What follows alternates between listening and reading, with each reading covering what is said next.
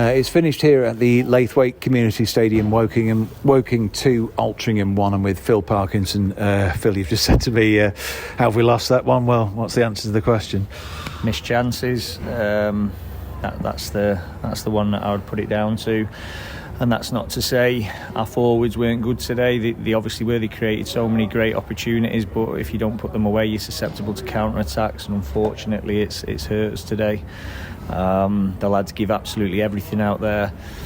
It's always tough to come down here anyway, but we prepared really well. I certainly could tell, but that's probably the best away performance that we've had this season. So yeah, I was in defeat sometimes. It sounds a bit backwards, but I was really pleased with how they played, proud with how much endeavour and work rate that they put in. And in football, you don't always get what you deserve, and that is certainly one of them days today. We've come to a club with a new manager, new ownership as well on the horizon, and a lot of fans were worried about them having a new manager bounce. But in truth, in that opening half an hour, we were on top, and that's perhaps part of what you're touching on. But during that period, we needed to get a goal, and those two one-on-one chances in particular, one of those needed to go in, I guess. Yeah, absolutely. And their keeper's been their man of the match today. He's made some unbelievable. The one at the end there, it's hit him in the face. He's unbelievable. And then you've got to be able to keep a clean sheet when you're not scoring the goals. And unfortunately, we weren't able to do that today. But that's an area where we've been really strong, and we have been able to do that this season. So a little bit frustrated at both ends of the pitch. But as I said, the performance I'll take a lot from. But it is all about winning. And the lads are devastated in there. And there was some absolutely poor comments from some of our fans that I've got to bring it up, saying a lack of effort on our players' behalf. And what was that? What have they just witnessed? I hope it's frustration, because the lads absolutely left everything out there. I'm not quite sure what they've seen. They didn't deserve that. And there's only a minority there. The majority have been behind us all game. But that's really disappointing when you hear that, when you've left everything out on the pitch. And I'll probably get lambasted for saying it, but I'm going to say it because if I feel that the lads haven't done it, I'd bring it up, and I would tell them in the change room. But as the manager, I can see that they give absolutely everything out there today.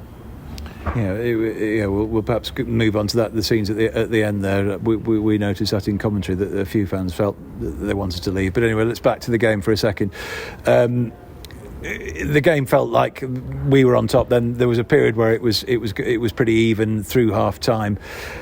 The first goal, it obviously comes from our own corner. We've been counter-attacked. Does that make it all the more frustrating that it's come from our attacking corner? Yeah, but any goal you concede, you're going to pick holes in it, aren't you? When you've got everybody up for an attack, you're susceptible to a counter-attack if you don't win your duel. Tyler's gone to ground. He probably should have delayed and held the lad up, but it's easy for me to stand there and tell him what to do. He's got to make them instant decisions, and then they're able to break through. What we're supposed to do, have three men back marking nobody. So you've got one man back, and you've got the edge of the box secure. But unfortunately, they were able to break away, and it punished us this time. I think, as we've touched on, I think we did play well in that first half, but Regan Linney was perhaps a little quieter than he usually is, and it felt like in the second half he really came to life when we moved him. I don't know if this was a tactical thing, but he certainly was more involved down the left-hand side. It's the age-old question with Regan of, is he a centre-forward or does he play off the left? But he found a lot of joy down that left-hand side, and obviously that's where the equaliser came from. Yeah, well, good forwards, good attacking players. They find spaces where they can hurt people, so Regan was not getting a lot of joy where he was, and he's found an area of the pitch. It's not because he's more comfortable out there, where he could really get at the back four and hurt them. And like you said, he's got an assist there for Alex this time. And as I said, the amount of chances that we created, we could have won that game 4-2 and nobody would have batted an eyelid. The winner in the end, a corner, and Effiong has been his battle with Charlie Olsen was a big feature of the game, but it's unfortunate that that's partly where the goal came from. But I thought Charlie Olsen, he won't have played players again like Effiong in the sort of football that he's played, but I thought he stood up well to the challenge overall. So disappointing that Effiong had his moment there at the end. Yeah, but he's a very good player in this division, isn't he? And everyone can see that we're bringing on youngsters, and Charlie's 19, 20, and he's marked him out of the game pretty much. And I think, as you said, there's been one error from him there.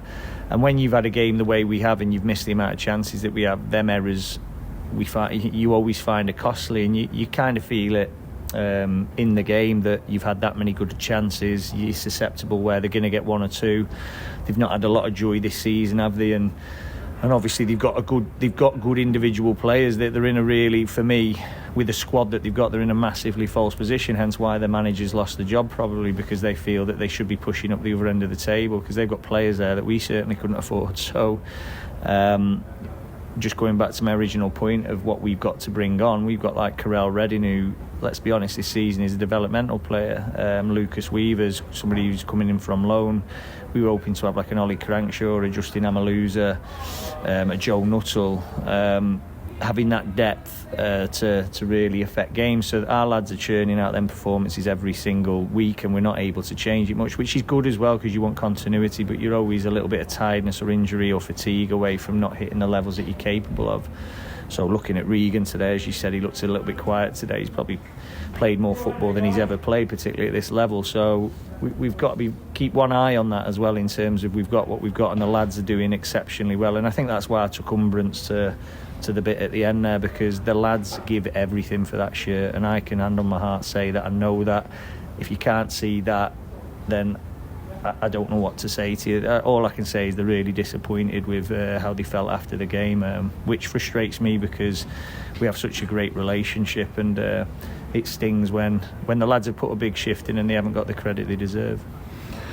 I think it was the season before last. It was Woking who finished in the playoff positions, and they've really struggled since then. They're struggling again this season, and that in itself is maybe an indication of the fact that we had a playoff season, finished fourth ourselves last season, is no guarantee. And in that context, we're still having a good season. We're still challenging for the playoffs, and as disappointing as today is, I guess we saw what happened to Boreham Wood last season. In the season after a playoff campaign, we need to keep things in perspective in that regard. We certainly do. You look at the teams around us in the top half of the table. I don't know if we've sunk down now because we've lost and results have gone the other way, but I think there's us and Gateshead who you look and it looks like a mismatch around the teams who are all in the top 12. They're all ex-league teams. They've all got big budgets. They're all full-time like us. And as you said, you look at the fluctuation in the football clubs that have been where we've been fairly consistent, and I've reviewed everything. We're pretty much on par with where we were at this point last season. So it shows we've got good stability and continuity in the club, and it's not always going to be our day. We'll have to take that one on the chin. If we can perform like that away from home more times than not, we'll get the win. It's the halfway point of the season, and we are. I haven't seen the updated table either, but what's your overall feeling on that first half of the season, and what are your hopes for the second half of it? I think it's been superb. I've enjoyed all of it. I've really loved the fact that people wrote us off when Chris went and felt that we haven't brought somebody of suitable calibre to come in to replace him. Delighted with the signings that we made and how much of an impact they've made. I'm delighted with what we've got missing, that we're still able to push at the playoff end of the table, which all them players I just alluded to, that the massive for us. We've got players returning now that give us good depth, but in the wrong end of the pitch in terms of where we're short now. So it's them younger players who are getting the opportunities, and like I said, the biggest thing I'll take is we made good decisions over the summer. The players are really showing what they're capable of. Would I like to bring in more players to really kick us on? I'd love to, but there's only so much money that can stretch so far. It's definitely a one-in, one-out policy here. We haven't got enough to loan out to bring other lads in, so we've got what we've got, and we'll work with them, and we'll persist with them. And I use that word persist like it's a problem. It's not. They're an absolute pleasure to work with, and as I said, I was so proud of them today. Really, really was. And I've seen football at this level for a long, long time now, and I've seen us play far worse than that and win. To play that well and lose is a real kick in the teeth, and I'm hoping that's what all the frustration was at the end. But the lads, as long as they continue with that sort of endeavour and work rate and goal threat which we had all the way through the game. You're not going to have it from 0 to 90, but we had more than enough goal threat. Their keeper made some unbelievable saves, and by the way, so did Ethan. Ethan made 2 really good saves, but again, when we're chasing the game, so it was stretched. I thought we controlled lots of that game, and I felt that's been the story of the season so far. We've improved immeasurably in lots of areas, and we've managed to sustain in the area that everyone thought we would lack, which is our attack. So overall, really happy with the first half of the season, and I hope we can be even stronger in the second half with touch wood, them players that I've mentioned returning. Well, thanks very much for your time, and Merry Christmas, Phil. Thank you. Merry Christmas.